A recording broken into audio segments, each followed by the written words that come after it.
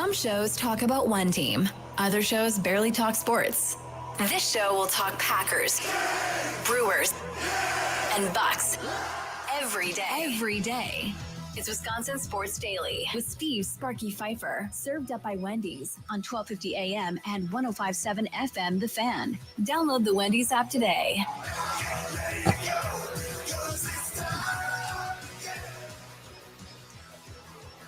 Welcome in. Steve Sparky Pfeiffer with you. It is Wisconsin Sports Daily as we broadcast live from the 1250 AM and 105.7 FM The Fan studios, powered by the Potawatomi Sportsbook out here at Curly's in Pewaukee. This place is absolutely magnificent. It's been a minute since I've been out here. Quick story time, if y'all don't mind. Back in the day, we used to have a outdoor show called Cutting Edge Outdoors back in the day. And Curly's was like one of the main sponsors of Cutting Edge Outdoors back then. It was Bushy was on that show, and Tom and John and those guys. They were on Saturday mornings, Charlie, like, I don't know, what was it, 6 a.m. to 8 a.m. or something like that. And they had a huge following of people year round that would tune into Cutting Edge Outdoors to, people being out on their boat, out on the water, listening to Cutting Edge Outdoors and checking it out and all of that. And so anytime anybody brings up Curly's Pub, I think of that show because it was a great show. I miss those guys. And so there you go. There's the update. It is a football Friday, so lots to talk about there. Don't forget we're out here because of Sun Cruiser Vodka Iced Tea. And this is the reason why you should come out here. We got some Sun Cruiser Vodka Iced Tea T-shirts, some koozies. We got some fan swag out here as well, T-shirts and pop sockets, and got some hats out here. So come on out, stop out, say hi. Plus, your chance to win Adam Sandler tickets for the event coming up on October 5th as he takes his stand-up comedy tour all over the country. And October 5th will be the date that he will be at Fiserv Forum. And, like I've said before, I think Adam Sandler, if you think Adam Sandler is funny, which I think a lot of people do, if you're into Adam Sandler, I don't know how you aren't wanting to go and check out Adam Sandler. So come out here, scan the QR code. I'll be out here till 5:30, extended version of Wisconsin Sports Daily today. And then from 5:30 to 7 will be the one and only Tommy Wirtz will be out here from 5:30 to 7 with the leadoff show. Powered by the Potawatomi Sportsbook.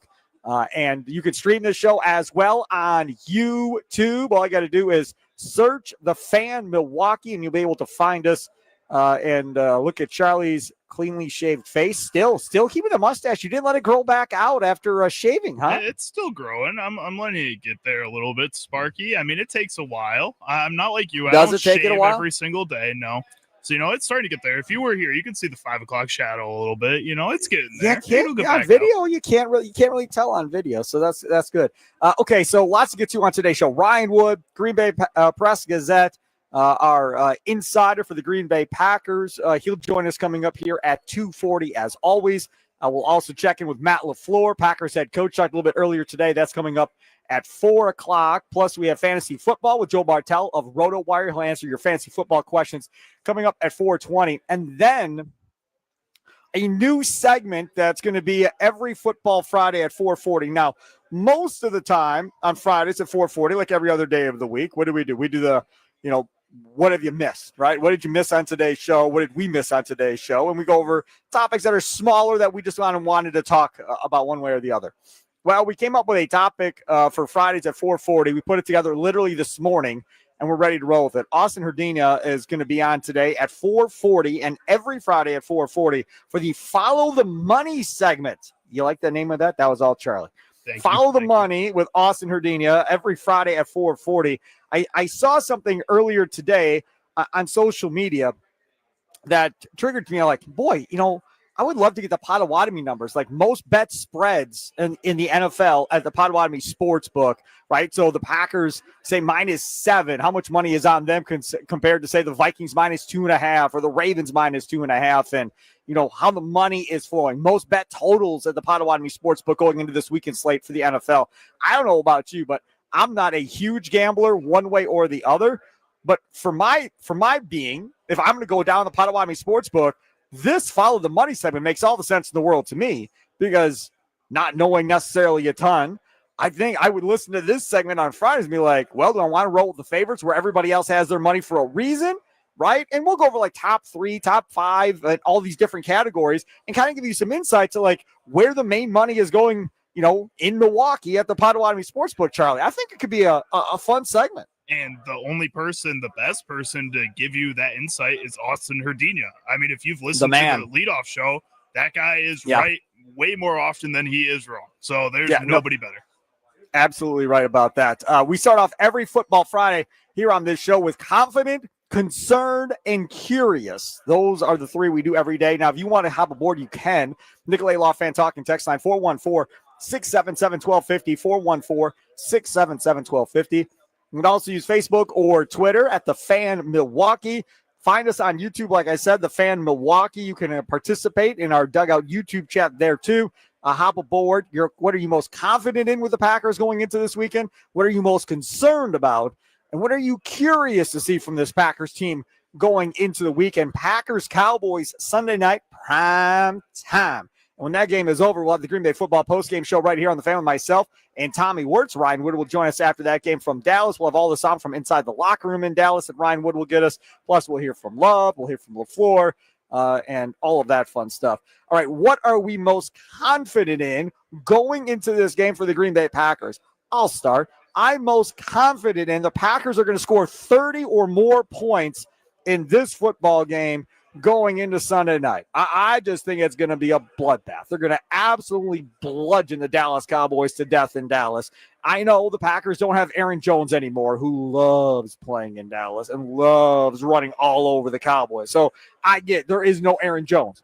But this Dallas defense is so bad. The offensive line for the Cowboys missing 2 key starters to go along with everything else. They don't have their number 1 wide receiver.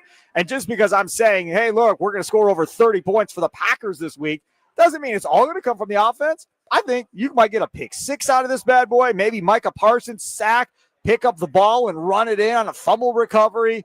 I just really think it is going to be a party for Packer fans on Sunday night. Charlie, it might be so out of control that at halftime, people that got to get up early for work might be like, this one's done.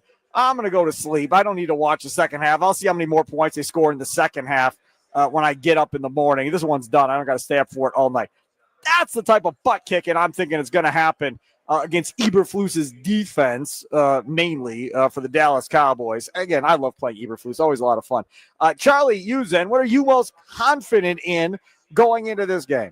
First in the dugout, Q says, wow, that's a lot of points that you are predicting over there for the Green Bay Packers. So there you go. Yeah, you're welcome. There's no alcohol in my drink you're watching on YouTube. This is just soda. Go ahead. There you go.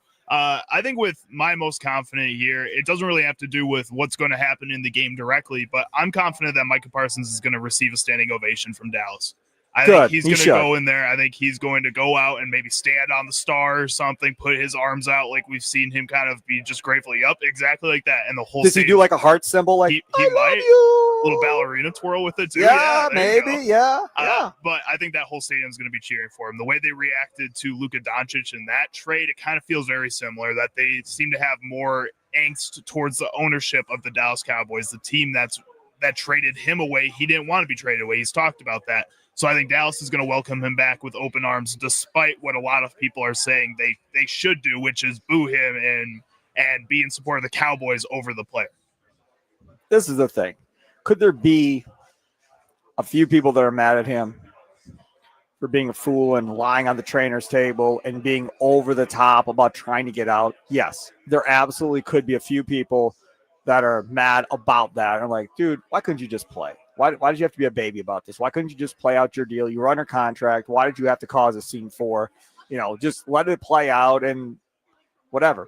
But you have to understand, with the CBA the way it is, they could have franchise tagged him. They could have franchise tagged him again. I mean, they could have had him for, 3 more years before he would actually get to free agency at that point.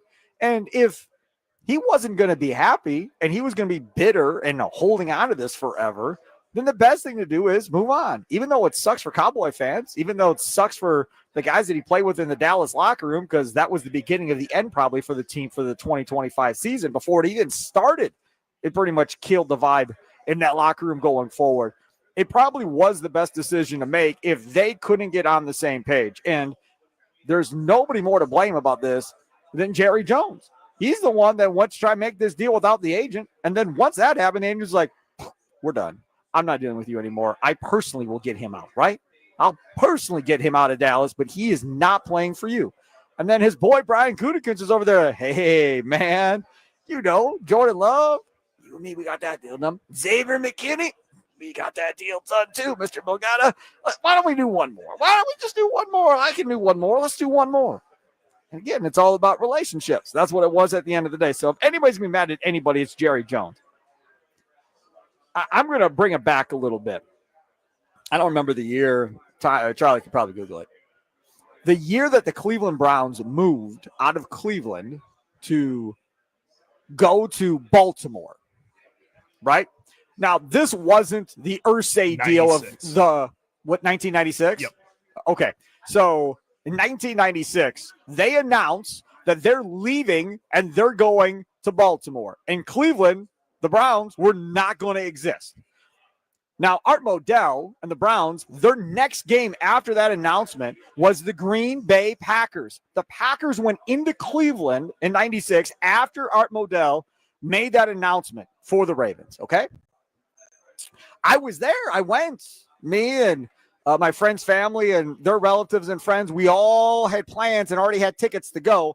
We had a connection to Vinny Testaverde back in the day, let's say. So we all went.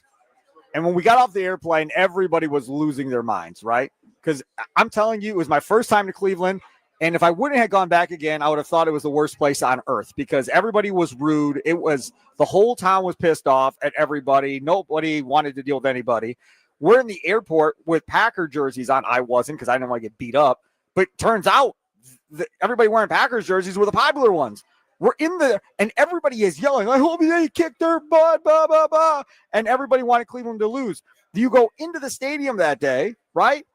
Somebody had like a noose of a dummy and had like Art Modell's name on it, hanging it from a stick in the stands. People with horrible posters. Art Modell was not there. Did not go. I don't know if he went back to another game the rest of that season after they made that announcement. That's how mad that Cleveland Browns fan base is. I say that to say this. If anybody's going to get booed, and if there's going to be angry signs and all this other stuff, it's going to be directed at the suite where Jerry Jones is. That's where all of this is going to go to. It is not going to be about Micah Parsons. This is going to be about Jerry Jones at the end of the day, Charlie Usum. Well, and Jerry Jones is still going to go to these games. He's going to sit up in that suite with a smile on his face because he doesn't care how the Cowboys' name is getting talked about as long as the Cowboys' name is getting talked about. Horrible. It really is just a very strange way to run this franchise, supposedly a franchise that you love as much as Jerry Jones says he does. Correct. That's the thing that drives me absolutely crazy. All right. So we did what are you confident in? What are you concerned about? Nicolay Law Fan Talk and text line 414-677-1250. 414-677-1250. Tweet us, Facebook us at The Fan Milwaukee. Charlie will be all over that. Plus text messages as well. We'll check the Nicolay Law Fan Talk and text line. Concerns. I would assume we're all in the same boat, right? So earlier today, Matt LaFleur says Belton's not playing. He's out because he got hurt at practice yesterday. So he's not playing. Now, there's some confliction here from earlier today. I was stuck in traffic, so I didn't get an update. But Matt Schneidman said it was a knee, and then Jacob Westendorf said it was an ankle. Doesn't really matter. Either way, he ain't playing. But so he's out. Zach Tom is out. Banks doesn't appear to playing a left guard. So Jordan Morgan's going to be at left guard. Kennard, who couldn't start over Belton, for God's sakes, may have to start at right tackle. If not him, Brian Banks, who they just called up off the practice squad, is going to start at right tackle. This offensive line was brutal last week. So even though the Cowboys have got little to no pressure on anybody they faced this year, having two offensive linemen out and a ton of inexperience replacing both of those offensive linemen, that has to be the concern if there's going to be a concern going into this game. I have no concern on the defensive side of the ball for this Packers team. None whatsoever. My concern, if there's going to be one, and I don't have much of one, but if there is a concern, it's protecting Jordan Love and keeping him upright and getting any unnecessary hits, Charlie. I think that is probably the biggest concern, like you said, in everybody's mind. I think mine is a little more specific within that offensive line. It's Jordan Morgan specifically. If he has a bad game, no matter where he's playing against the Dallas Cowboys defense, especially Dallas Cowboys defensive front that has struggled mightily, I am going to be concerned about what the future is for him on this Green Bay Packers team, because if he can't figure out in a week where he is for sure starting, where there is a opportunity no matter what for him to be on that offensive line to start the game, and he still goes out there and underperforms, even if it's at a right tackle or a left guard where he hasn't had the most practice. He's had time now to get ready. And I keep saying this, the Packers drafted him to be a versatile player. They drafted him to be able to move around on that offensive line. And so far we haven't seen that. So now in a game where he's going to probably be playing in one position, hopefully, that he's had time to prepare for, I need to see the best game from Jordan Morgan possible. And I'm a little worried we may not see that best game possible. Right. And that's the thing, too, is this whole Jordan Morgan thing. Matt LaFleur flat out said, hey, man, maybe this isn't such a good idea, playing him at guard and right tackle and moving him all over the place. Maybe we need to put him into one position and feel better about ourselves at that point. So if Jordan Morgan struggles at left guard, how quickly will the Green Bay Packers hold on to Jordan Morgan left guard, or will they go quickly to another option if he struggles again at left guard? That's something else we do not know, and we're going to have to wait and see what happens. It's easier to help a tackle than it is a guard, or is that not true? It's definitely easier to help a guard, I think, just because they're in between the center and the tackle, so you get the help from either one of those guys. And then usually on those interior blitzes, that's where the running back is filling in as well. With the tackle, you really only get that help from a tight end or from a offensive guard himself, but the guard is usually in tandem with the center. They're usually in a group, both the guards going one way or another on any kind of pass block. So it's definitely easier to help out a guard, but I think that's why it's more concerning if Jordan Morgan struggles at that guard position. Anthony Belton, most of the reports are saying an ankle, by the way. Just to ankle, clarify. right. Okay, very good. So ankle is what it appears to be for Anthony Belton. As a big dude, I don't think it really matters, right? I mean, when you're 350, 360, whatever the heck you're he gonna have is, ankle problems. Ankles are going to be an issue no matter what. Speaking of which, side note real quick, did you see the pictures coming out of the Pelicans training camp? Of Zion Williamson looking good. Oh, yeah. He lost a full person. Uh-huh. A full person. He lost knee off of his body. If you Google Zion, just do it when you get a chance this weekend. Google Zion Williamson, Pelicans. He looks like he weighs $150. I mean, it is stupid. They were saying his Bet MGM MVP odds jumped up from like 10th to 6th after the pictures came out of it. It was crazy. I bet it did. Uh-huh. Yes, I bet it did. Now, whether or not he can keep it off or Luka can keep it off, I don't know, but that is something. All right, so confident, concerned, curious now, Charlie Hughes, and where are we going for curious?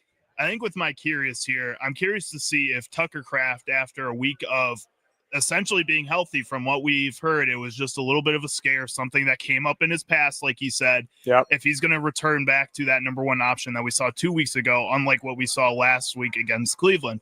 I think that all does hinge on whether or not the offensive line can block for more than 2 seconds and help him get open on some of these play action concepts that the Packers want to run.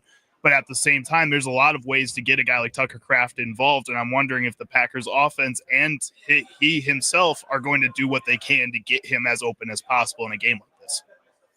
I think I'm curious going into this game to see what exactly the plan is going to be for the Dallas Cowboys to combat Micah Parsons. Because I would imagine Jerry Jones is probably like, hey, you listen here. I don't want him getting the quarterback. No touching. Pull him down by his face, Max. Do whatever you have to do. Don't let him touch Dak under any circumstances. You understand me? Right? I mean, that was a horrible. That was a pretty good impression, yeah. No, I don't know. I don't think I did a very good impression at all. I'm horrible at impressions. But either way, that is something that you would have to imagine is being said. Like how the Packers overcompensated for Myles Garrett last week, where at one point they got like 3 dudes on him. You have to imagine there's going to be an overcompensation from Micah Parsons from the Cowboys. When that happens, schematically, how do they take advantage of that, right? The Browns were taking advantage of it by blitzing linebackers right up the gut. running stunts, confusing linemen, while you had a tackle, a tight end, and a running back all running at Myles Garrett, chipping and hitting him, trying to keep him off balance. Meanwhile, other dudes are running free up the field at Jordan Love. I would think that the same thing should happen for the Packers, where you're going to see guys get a sack or multiple sacks in a game that maybe never would have that situation in most other games, Charlie. I think so. I think this is a game where the Cowboys have to do everything they can to neutralize a Micah Parsons. He's going to have a lot behind his performance in this game. We talked about revenge games yesterday and whether or not they really help players. I don't know if they help to the degree that people talk about, but I think there is something about having that motivation behind you, especially a player like Micah Parsons, who's just athletically better than people. So all it really takes for him to have a great game is motivation. So this is something where he can take advantage of that. And I don't think the Cowboys can afford for him to take advantage of that at any point in this game if they even want a fighter's chance. So this is one where you have to triple team a Micah Parsons like the Packers did with the Cleveland Browns. Then what is the ceiling for a Rashawn Gary and Edgerrin Cooper in this game? I'm really excited to see what the Jeff Hafley can do and change this defense if Micah Parsons does get that type of attention. Q, being the negative Packer fan that he is most of the time on YouTube, says, I'm concerned the book is out on how to stop this underskilled offensive unit. I'm concerned about your well-being, Q. That's what I'm concerned about. I'm not concerned about that whatsoever. But, Mark, this is all I ask. For guys like Q and everybody else that wants to be anti-Jordan Love and anti-Packers offense, that's cool. But when they blow up this Cowboys defense, how many of these guys on the Green and Gold Monday or on the Green Bay Football postgame show right after the game, right, with Tommy Wirtz and myself, Ryan will join us, how many of those people will hop back in the chat on YouTube or use the Nicolay Law Fan Talk and text line 414-677-1250 and say, hey, man, Packers offense looked good. Jordan Love was a man. Like, he looked really, really good. I'm pretty impressed. Will that happen? Or will they say nothing? Or will it be, Cowboys stink. This doesn't count, Sparky. They're not any good. And then if he does it to the Bengals, well, they don't have Joe Burrow. That doesn't count, right? And so then it's going to be, I'm going to give every reason of why I shouldn't ever give credit to Jordan Love, and I'm just going to wait for the offense to stink again. Then I'm going to go hard at Sparky again about how bad Jordan Love and the offense is, right? That's what we're talking about really at the end of the day. Hugh responds, I'm not anti-Love. What's he supposed to do when he's throwing to a bunch of homegrown nobodies? No. So you can just disrespectful, right? I mean, again, if you take that to the Bucs side of things, you could have said that about AJ Green, talking about nobodies. I mean, we can go through the Bucs bench talking about nobodies. We could, absolutely. You could do the same thing with the Bucs. You could do the same thing with the Brewers, right? Pat Murphy does it every single day. He talks about he's got no talent on his team. He got a bunch of nobodies running around out there. Hey, I'm amazed we win games here. Pat Murphy of the Brewers. Come on. All right, take a quick time. I'll come back on the other side. We'll stay with the Packers most of the day. Yes, no question. Packers, Cowboys, Sunday night. That's front and center. That's what we're going to focus on. We'll have Ryan Wood at 2:40 in about 15 minutes. We're going to have Charlie Sounds of the Day, like always, at 3:40. We're going to have Fantasy Football with Joe Bartel of RotoWire from 4:20 to about 4:35 or so. Then at 4:40, our new segment, Follow the Money. That's right. Follow the Money.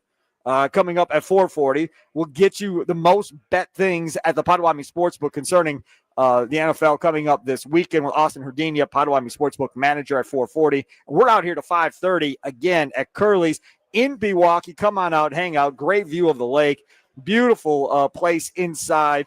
All kinds of TVs everywhere you look. Unbelievably great food, great drink specials. And we're out here thanks to Sun Cruiser Vodka Iced Tea.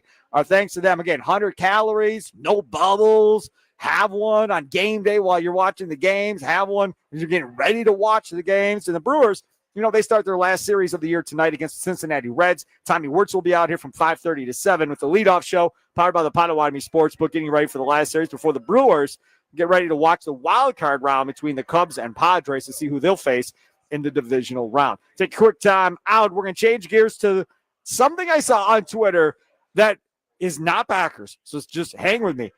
It concerned Luke Fickell and it concerned Paul Chryst. And is there a double standard? We'll discuss coming up next here on Wisconsin Sports Daily, served up by Wendy's, live from the 1250 AM at 105.7 FM, the Fan Studios, powered by the Potawatomi Sportsbook. Sparky here.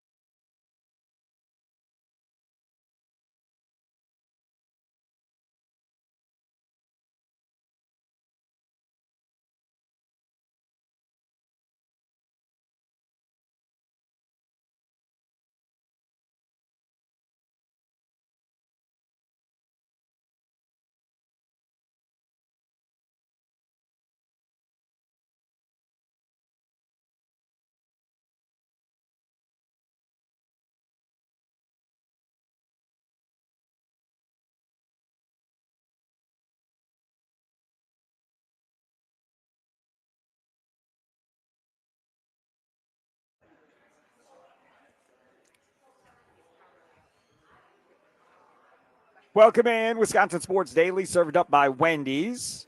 Steve Sparky Pfeiffer with you. Charlie Usen over there, other side of the glass. We broadcast live from Curly's Pub here in Pewaukee. Come on out, man. It's right on the water, right? We're on the waterfront. Come check it out. TVs everywhere, sports on every TV. They have the Ryder Cup going on a couple of TVs. I got NBA Today going on a couple of TVs.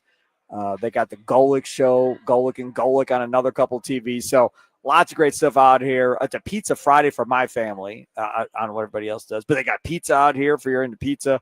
Come on out here, have some pizza. And great beverages, too. So love to see you out here. Ryan Wood of the Green Bay Press Gazette, Packers beat writer, joins us coming up here at 2:40. You can follow him on Twitter at @ByRyanWood. Get his thoughts and his predictions going into this game, Packers and Cowboys on Sunday.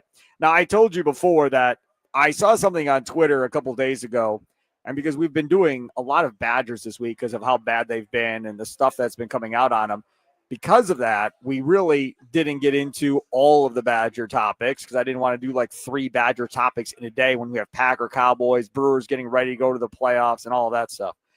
But I do want to read a tweet to you, and this is not from any – it's not like from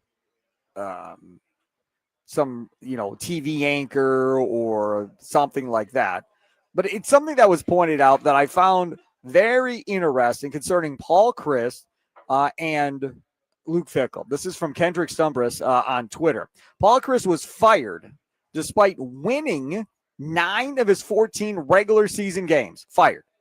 Luke Fickell has lost 9 of his last 14 regular season games with the Badgers and still has a job as we sit here today.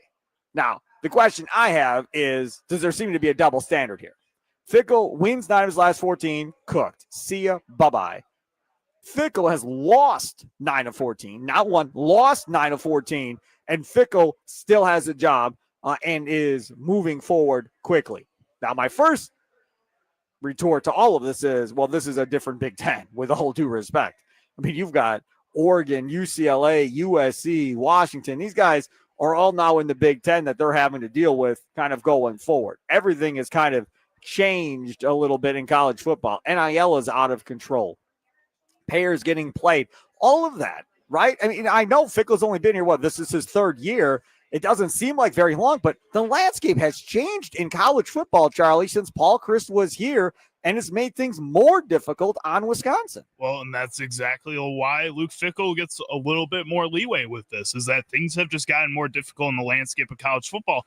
The other big thing is that Luke Fickell is getting paid almost $3 million more than Paul Chryst was getting paid at the end of his run right now. That's a lot more money invested in one guy. And it's a lot harder to part or get upset with that investment when you have so much more money into it because you're worried about losing that investment because you put so much money into it. With a Paul Chryst, it was a lot easier. You were 7 years into that relationship. You weren't paying him nearly as much, and you just weren't seeing that jump.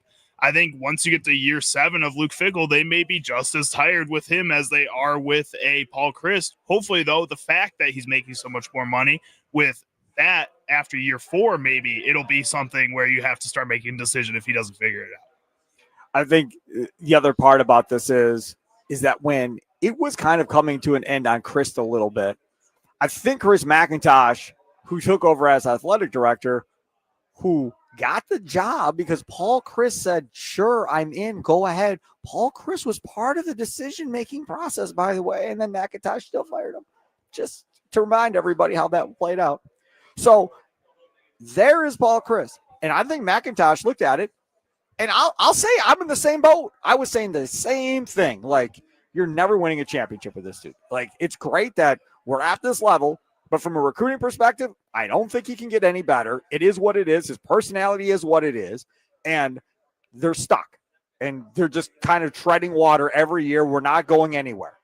So Chris McIntosh said, I'm done treading water, but I got to make sure whoever I bring in goes up and doesn't go backwards because then it's the end of me. So it's got to be an upgrade of recruiting, coaching, nationwide recognition of that this dude's a stud and guys are going to want to come play for him.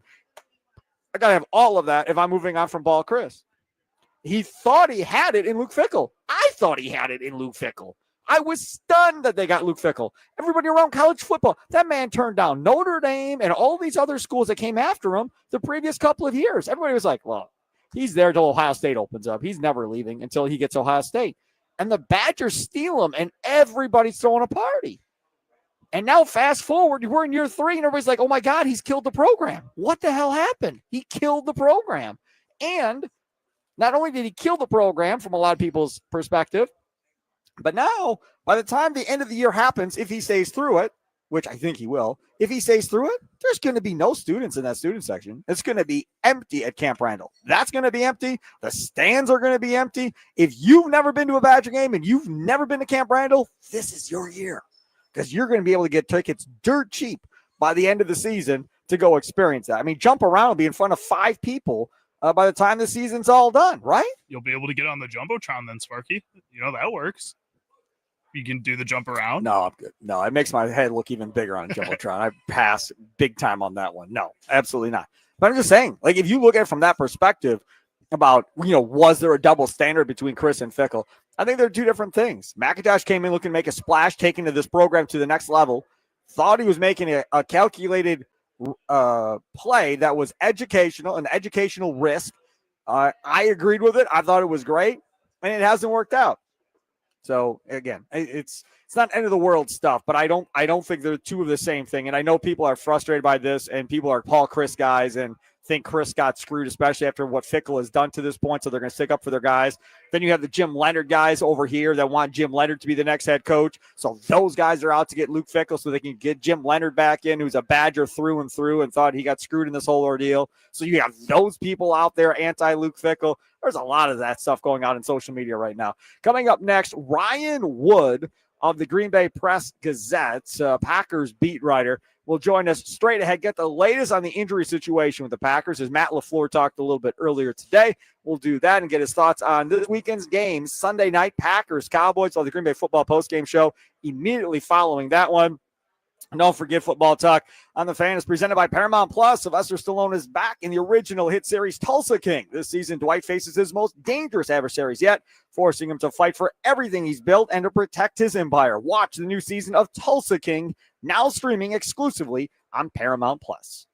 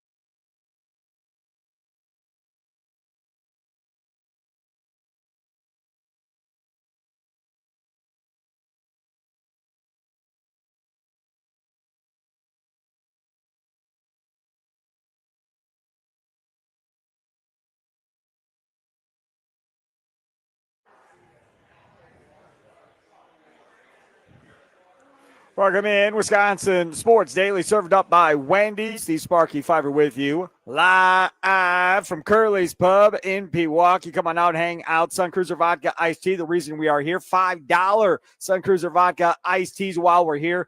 Up until 7 o'clock tonight. I'll be here 2 to 5:30. Tommy Wirtz out here 5:30 to 7 with the leadoff show powered by the Potawatomi Sportsbook. Definitely want to hang out for that for certain. Also, I want to tell you all about our friends over there at Wendy's. If you love Wendy's classic chocolate vanilla frosty flavors, some big news. They're all new Frosty Swirls, now Frosty Fusions. Same creamy treat you've always loved. Now they flavor refresh. So what are these new flavors? Okay, well, we've got the Frosty Swirls, strawberry, brownie batter, and caramel. Always ask for extra swirl. They don't charge you. And the Frosty Fusions, Oreo brownie, caramel crunch, that's little pieces of toffee in it, and Pop-Tart strawberry. So clock in for sweet treat time with Wendy's, all new Frosty flavors. A refresh on a classic, it's got to be Wendy's. What's the latest on the Pack? Let's go inside the locker room with Packers beat writer Ryan Wood of the Green Bay Press-Gazette on Wisconsin Sports Daily, served up by Wendy's on 1250 AM and 105.7 FM The Fan. All right, time to bring in our guy. Follow him on Twitter at Ryan Wood of the Green Bay Press-Gazette, Packers beat writer. Joins us throughout the week here on The Fan. And then he'll be on again Sunday night in Dallas after the Packers take on the Cowboys on the Green Bay Football postgame show with Tommy Wirtz and myself. Ryan Wood, there he is. How are we doing, Ryan? I'm good, Sparky. I got to know, a little trepidatiously, 5 days after the fact, how's your temperature? You doing all right? Have you recovered from Sunday? How we doing here? Yeah, I'm good, man. Look, well, let's be honest, right? Let's be straight about this. We launched a brand new lineup on this station on Monday, man. I don't give a damn what happened in that Browns-Packers game on Sunday. I do not care, man. We are local 6A to 6P every day now with great shows, great producers, great content every day. And after where we were in August of 22, nothing was going to ruin this week for me, and nothing at all, Ryan Wood. Well, you know how I feel. Put it very simply, as it should be. Congratulations on that. It is nothing less than great to have you guys back full time.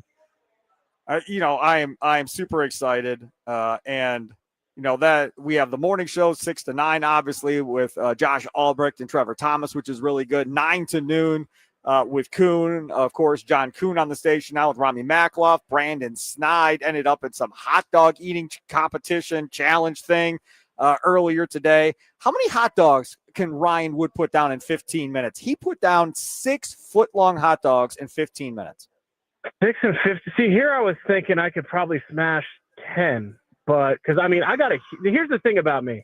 I have a huge appetite since boyhood, since I was a kid. My grandfather used to watch me eat and say, "You have a hollow leg." So I've just always been able to eat, which when you get older and the metabolism goes, you find out real quick is not a good thing. You better be working out. I've had to learn that lesson. But I'd like to say, I like to think I could get 10. Maybe my eyes are a little bit bigger than the stomach. Maybe we should say 8. 8-foot-long hot dogs in 15 minutes?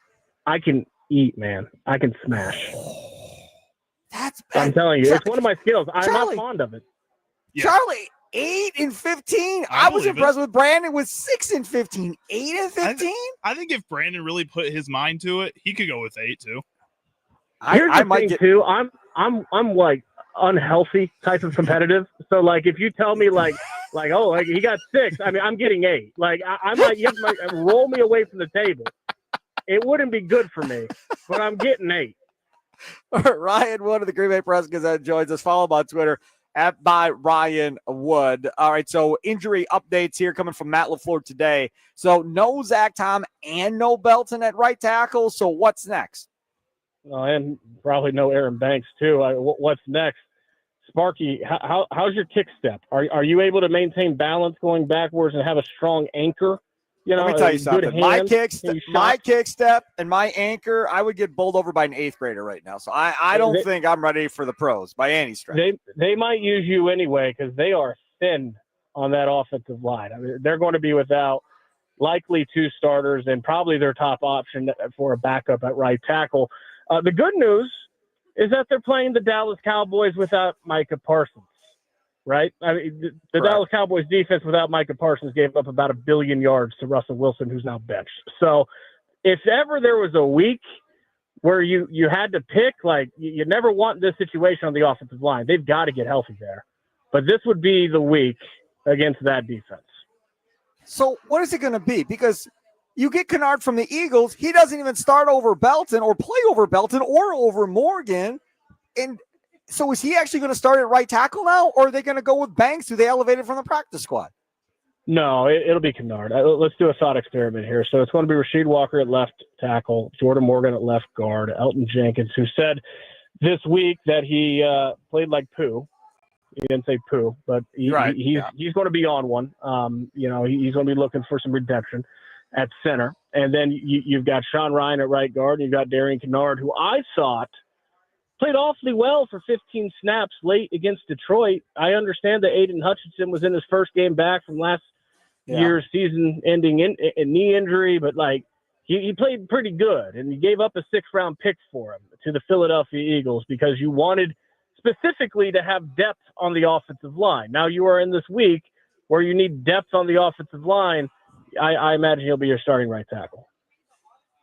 We were going to talk about this, and I don't remember. Is it on our rundown or not? Let me look at our rundown and see if this actually made the rundown or not. 3 o'clock. Actually, the next topic after you're done, we're going to talk about it. The question is going to be at 3 o'clock. I'll ask you, what's more important, a great performance from Josh Jacobs or Jordan Love in this game? Here's what I think is most important. Can I think outside the box here? Do I have to? Don't you dare tell me more important is a win and go that way. So I hope you have something better than that. No. I'll give you an answer. The most important thing is that this offense, and I mean every single week, showcases Tucker Kraft. That's the most important thing for this offense. There you go, Ryan Wood. Charlie and I are with you, buddy. I don't want to see any more of these 4-target games, all right? Right. Tucker Kraft has played 3 games this season. He blew up against the Commanders, and he was basically invisible except for when they absolutely had to have it on that final drive against Cleveland. They finally throw it to him, and what does he do? He takes a check down 18 yards. I don't want to see any more of these 4-target games for Tucker Kraft. He is their best weapon on that offense, and until they start throwing the ball to loosen up the defense that's loading the box, I don't know that much else matters when it comes to Josh Jacobs. He's going up against 8 in the box all the time. The offensive line is completely beat up. Throw the ball to your best player every week. And I asked Tucker Kraft about this yesterday. I preface the question with, maybe this is trauma from years of asking the same question to Aaron Jones. I don't know. But when you want what's best for your team, for your offense, when you want your offense to be its best, it's not selfish to say, yeah, I need the ball more because you want the offense to be better. And by giving you the ball more, that is making the offense better. And he looked me dead in the eye and said, I think it is in our best interest to move the ball on offense that I touch the ball every drive. And you know what? He's absolutely right. That's the most important thing. Yeah, but does Matt LaFleur and Jordan Love believe that? That's the more important, critical thing here. I agree with you. He needs to be the number one option on this offense on a week-to-week basis and then build everything around that. I mean, there's going to be some weeks where they're going to game plan and try and take him out as the season goes on, but he needs to be their Kelsey, their Kittle. That's how this offense has to go. Yeah, I was just going to say, if only there was a blueprint, some tangible evidence and proof in this league that can work with the tight. Oh, wait. The Kansas City Chiefs have won Super Bowls with Travis Kelce as Patrick Mahomes' top target. George Kittle, who plays in Kyle Shanahan's offense, he never lacks for being featured. Kyle Shanahan's offense very similar to Matt LaFleur's. Look at the Lions, right? Amon-Ra St. Brown, one of the top receivers in this league. It doesn't mean they don't throw the ball to Sam Laporta every single week. There's plenty of proof out there that you can function through a tight end. And the other thing is the New England Patriots with Gronkowski and Hernandez early on. You could do that with Musgrave and Kraft. And even if you're going to say Kraft as Gronk, the Patriots never had a true one outside of Moss for that short time. Otherwise, they never had great wide receivers out there with Tom Brady, and they made it work. They cheated, but that's part of the reason. We only got like 30 seconds, Ryan Wood. Prediction for Sunday night. Well, I learned a valuable lesson last week, Sparky. I will not go undefeated in my predictions this season. I had the Packers 31, the Browns 10, and I was humbled. So I'm going to take the Packers, take them 27 29 to 17. So I think it's going to be double digits, but I'm not overlooking any opponent from here on out.